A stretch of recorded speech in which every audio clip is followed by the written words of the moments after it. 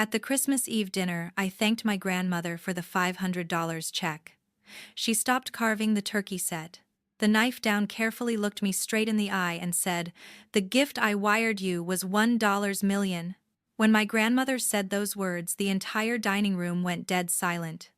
The twinkling lights on the Christmas tree kept blinking, but everything else seemed to freeze. My name is Hazel Rivera. I'm 32 years old, and I work as a forensic accountant in Fargo, North Dakota. My job is to follow numbers that people try very hard to hide. That night in Knoxville, Tennessee, at our family home, I had just opened the white envelope my mother handed me across the table. Inside was a check for $500.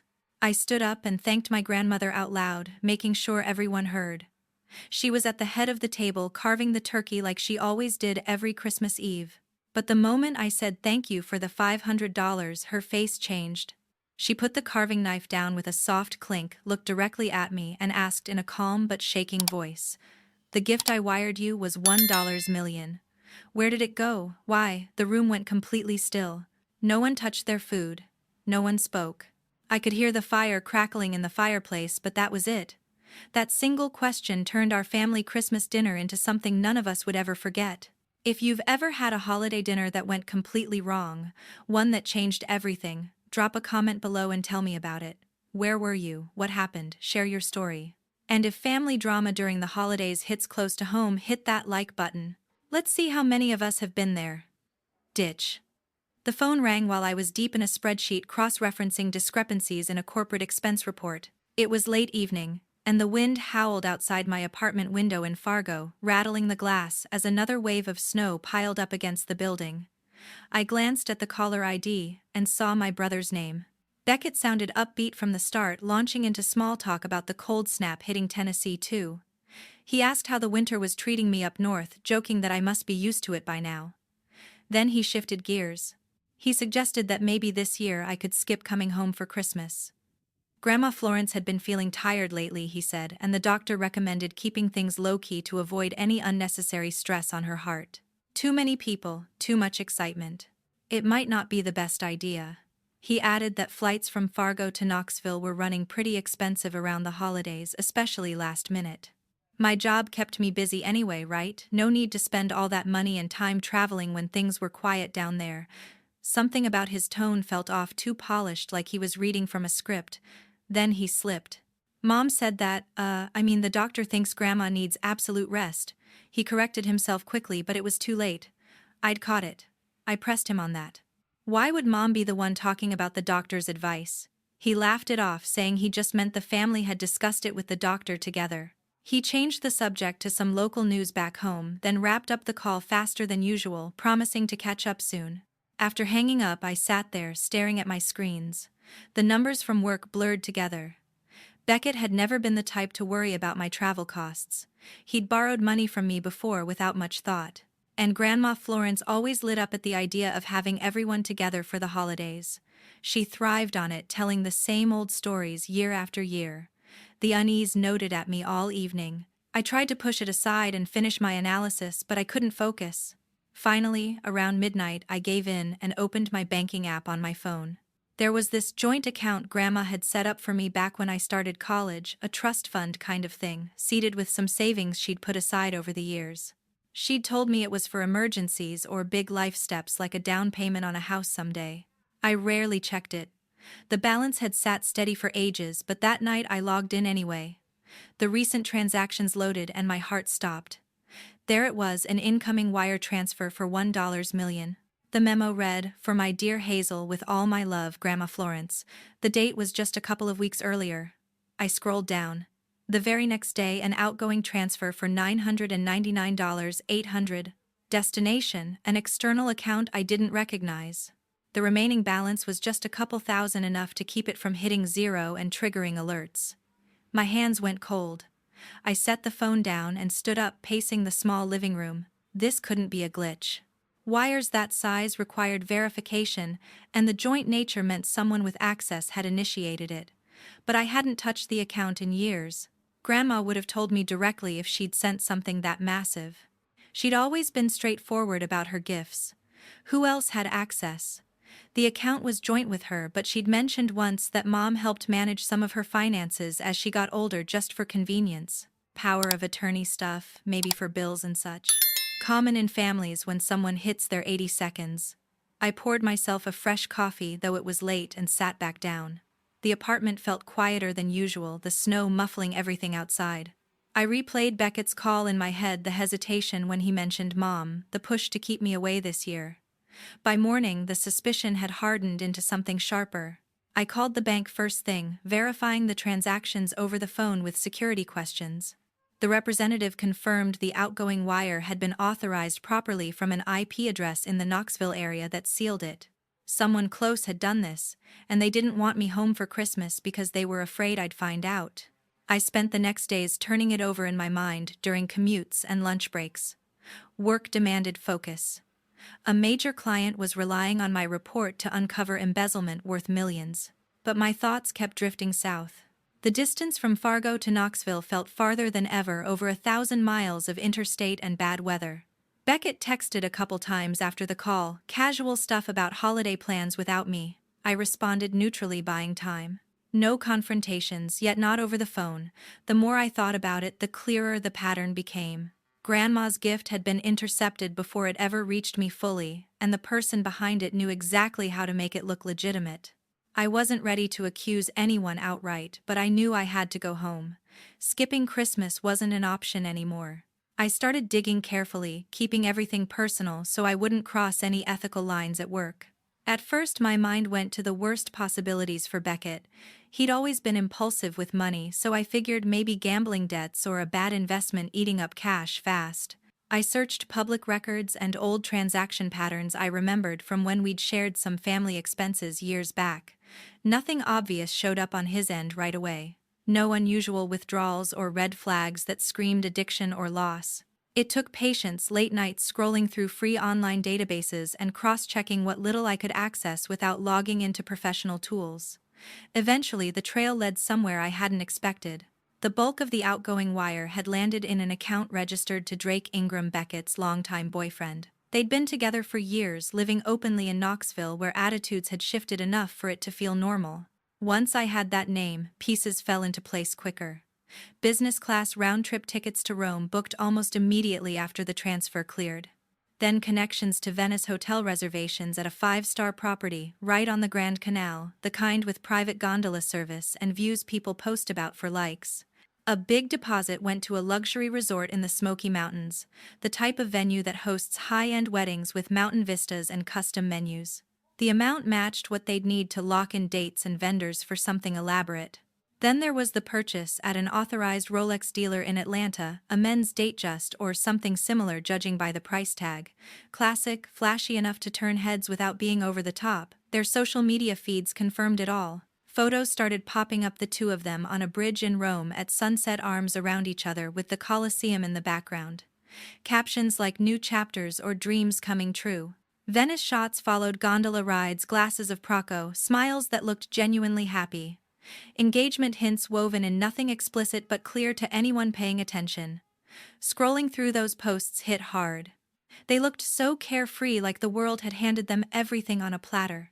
Meanwhile, I sat alone in my apartment, piecing together how my grandmother's generous gift had funded their romance. What stung more were the smaller transfers I spotted from Mom's account to Drake, scattered over the previous months.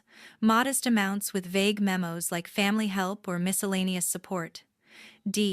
Nothing huge on its own, but the pattern suggested she'd been smoothing the way for whatever plan they had. Hazel Rivera. My mother had always prioritized Beckett's happiness, especially after he came out and faced some rough patches early on.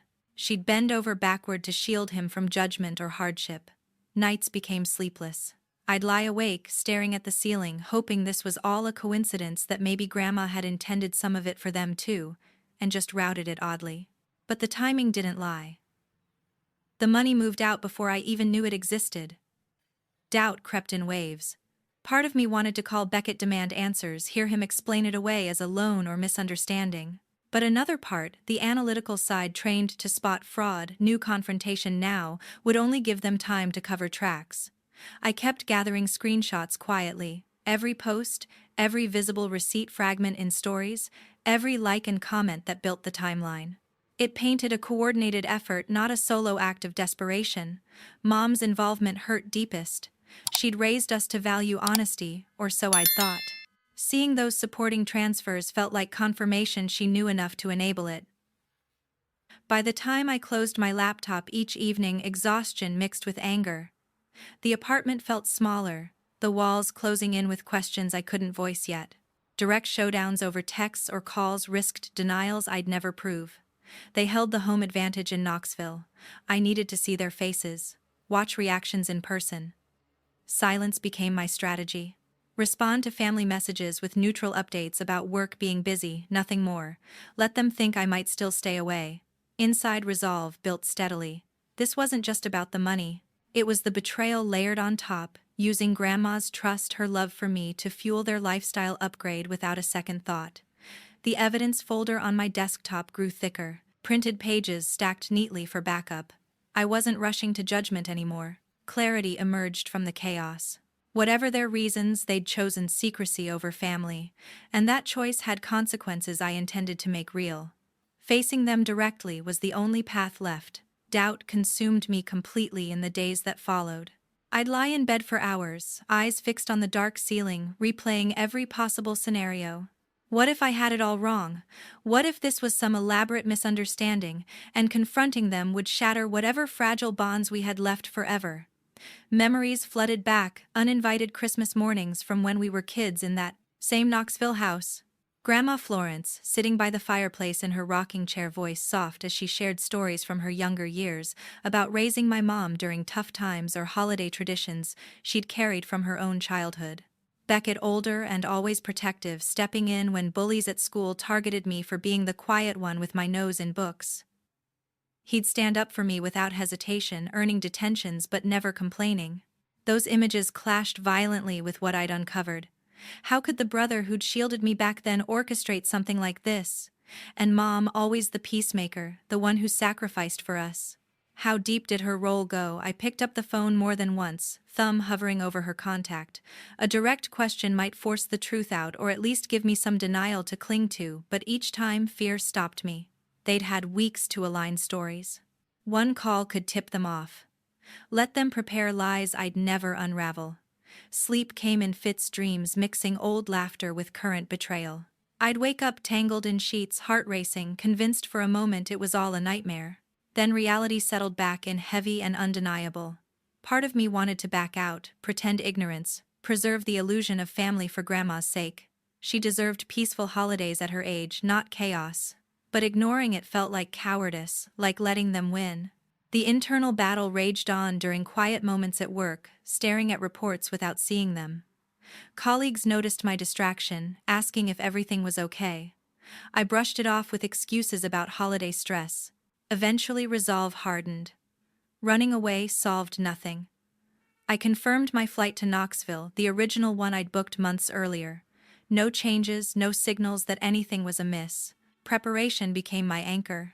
I organized the digital files into a clean folder structure, screenshots, time-stamped links, bookmarked everything duplicated on a small USB drive tucked in my carry-on. For backup, I printed key pages at a local shop, binding them loosely in a plain manila. No labels, nothing obvious.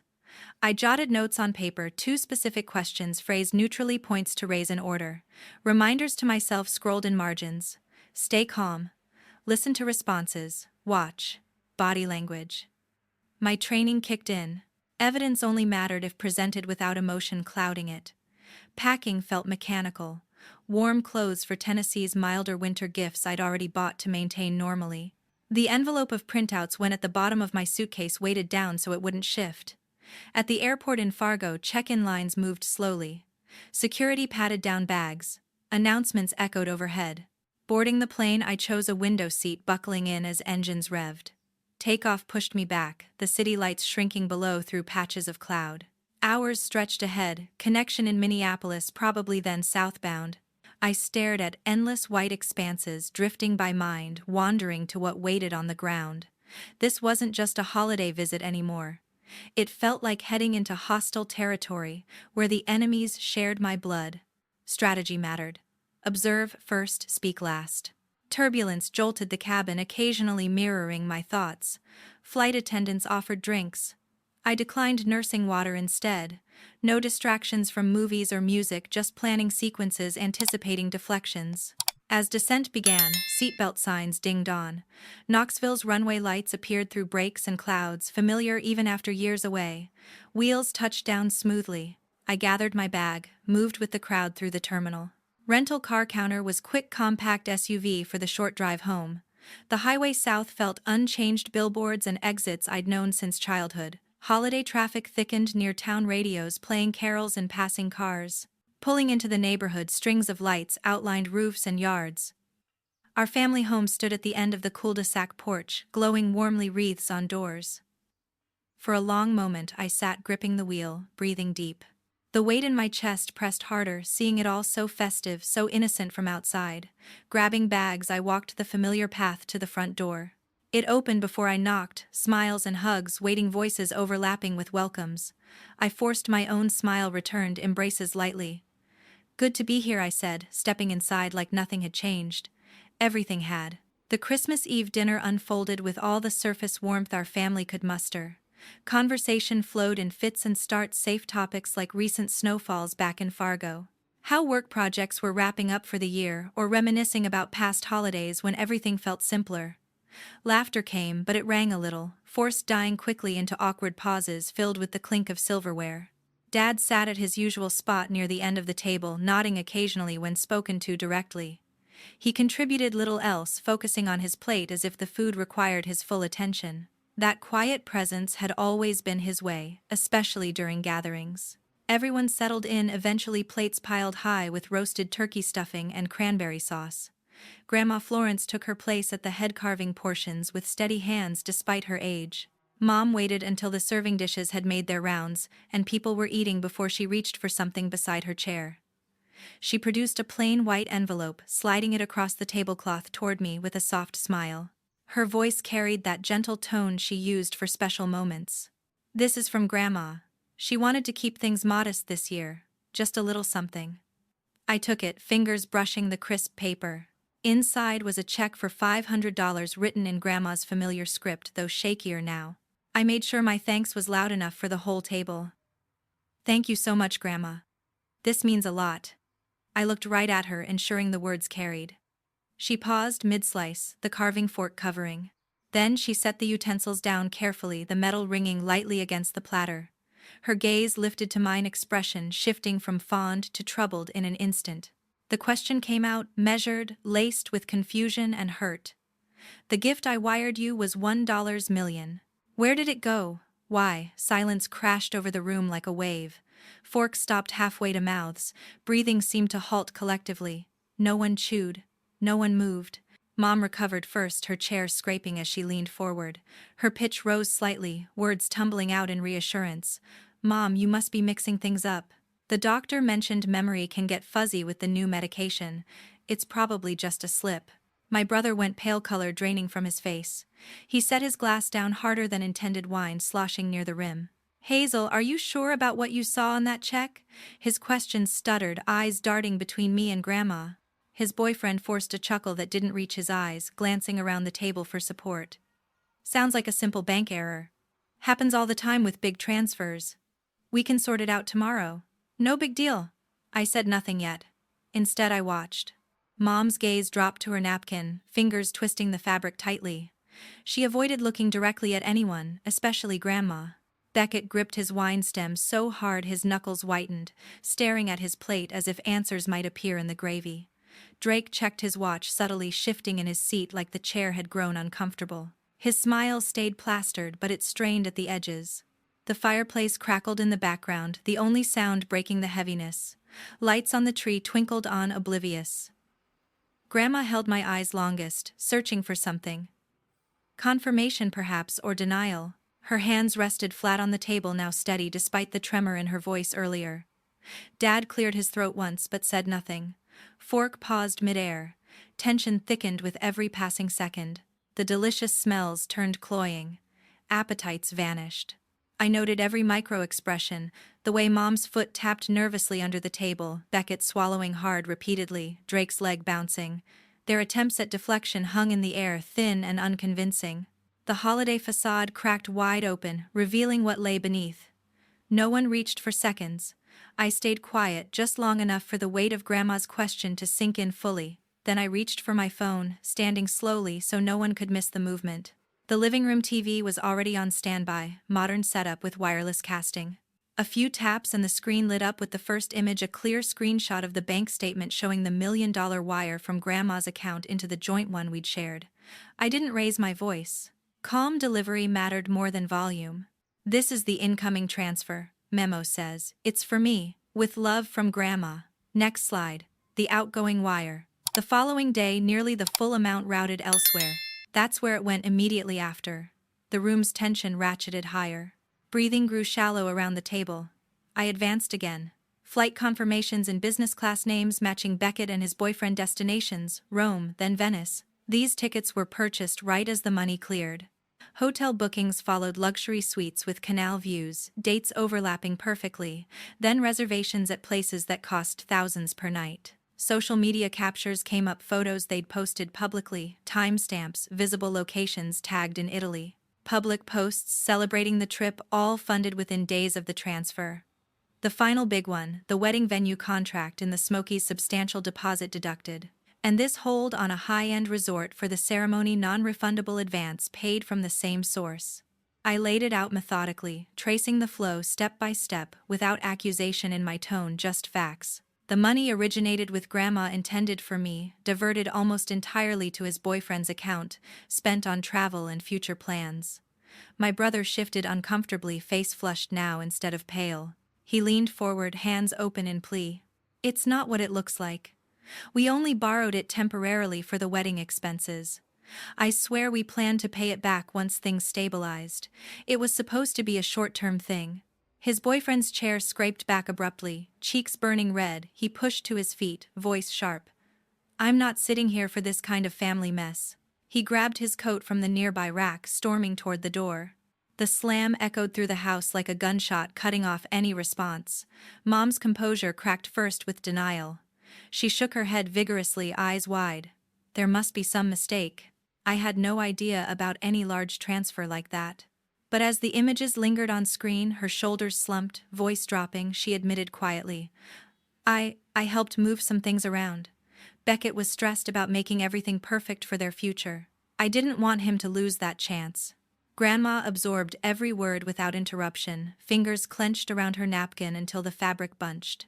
Tears traced silent paths down her cheeks, but her expression hardened beneath the grief. She drew a steadying breath, gazed steady on the frozen display. Her words came soft yet unbreakable. "If I stay silent tonight, I'd spend whatever years I have left knowing I allowed deception to win.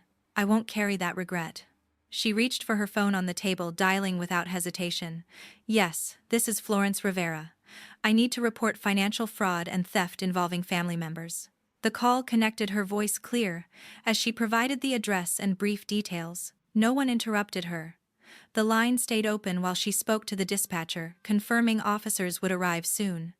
Plates sat untouched, food cooling rapidly. The festive lights continued blinking, mocking the wreckage.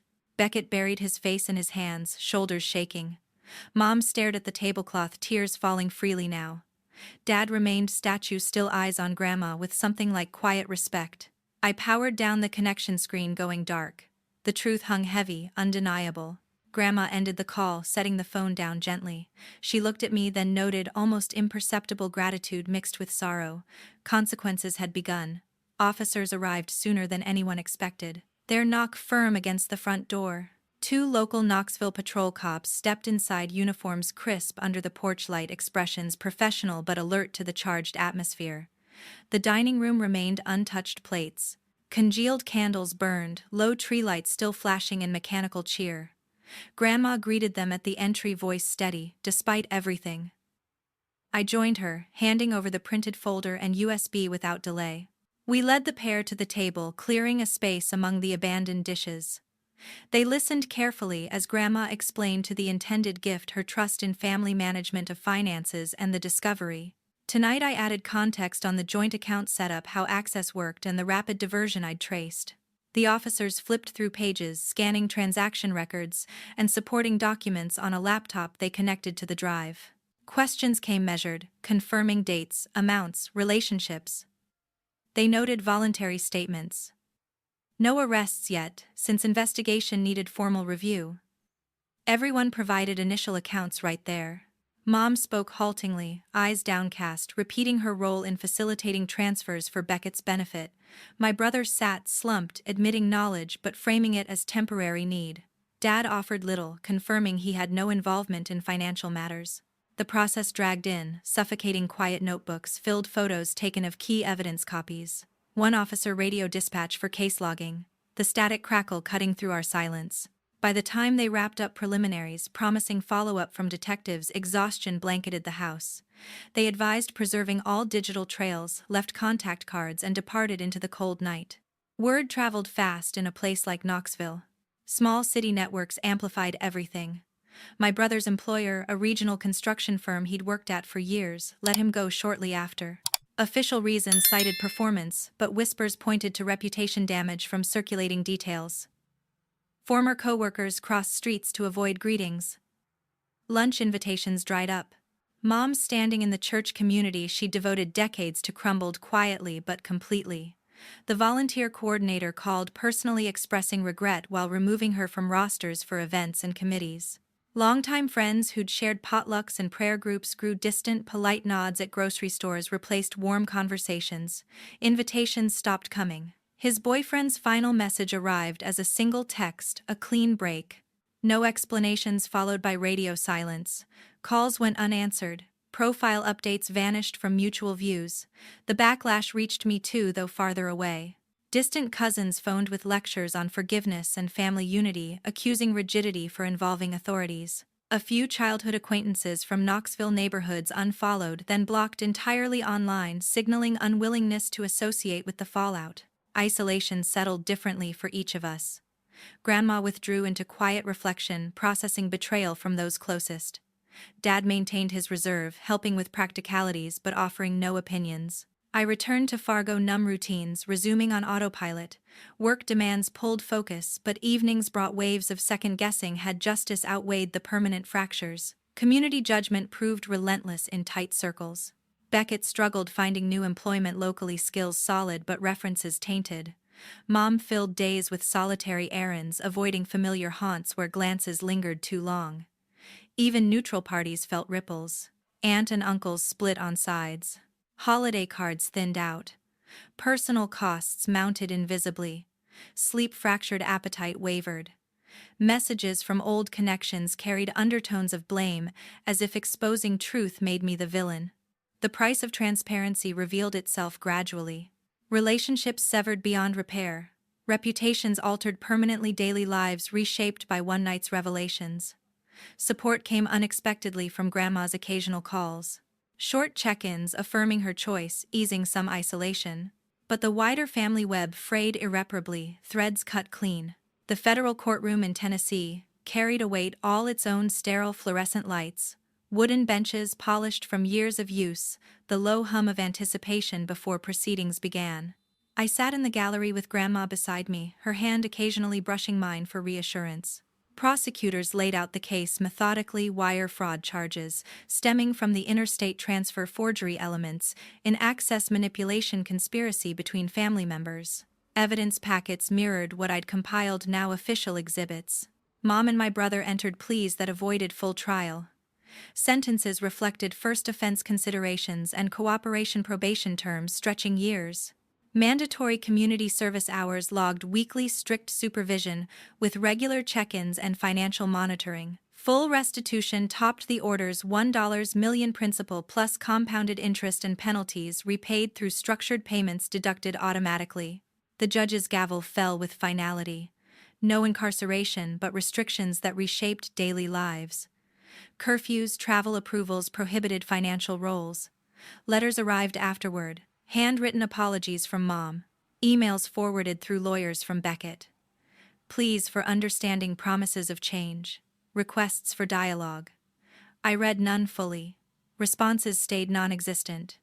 phone numbers blocked. Emails filtered to trash, social accounts removed from follows and groups. Complete severance, no exceptions. Grandma healed slowly. At first, grief surfacing in quiet moments, but resilience won out. She worked with bank specialists to create a new account, layered security, two-factor everything, access limited strictly to us too. The transfer came without fanfare. $1 million exactly memo, simple and heartfelt. A separate envelope arrived by mail, her handwriting on thick stationery. In it she wrote that this was the gift she'd always meant for me, free from interference or misunderstanding. No conditions, just love and pride in my integrity. I used it practically. A modest house in a quiet Fargo neighborhood, 3 bedrooms, craftsman style with a porch overlooking a small park. Closing felt surreal, keys heavy in hand. One room stayed purposefully empty at first, then furnished simply guest bed, soft lighting, space for her suitcase, when visits aligned with flights south from Knoxville. She came twice that first year, stays growing longer. Evenings on the couch, sharing tea, talking about books or garden plans, avoiding old wounds. Reflection settled over time. Materially, life improved, a home owned, outright stability earned. But victory never felt triumphant, more like survival. I didn't gain some moral high ground. I simply refused to let deception stand unchallenged, even when the cost carved deep. Family trust once shattered that thoroughly defies repair. Apologies arrive too late to rebuild what greed destroyed. Evil, quiet, selfish evil thrives only when decent people choose silence to preserve comfort. Speaking truth hurt everyone involved, me included. Yet living with complicity would have hurt worse, corroding from inside. Some viewers might call it cold, cutting ties permanently. Others understand boundaries as self-preservation. For me, wholeness meant removing what tried to hollow me out. Grandma's gift both times represented more than money. First attempt stolen, second delivered intact. It bought walls and a roof. Yes, more importantly, it affirmed that integrity has value, no theft can touch. That's the real inheritance, choosing truth regardless of fallout. Because when good people stay quiet, wrongdoing wins without resistance. I won't give it that luxury again.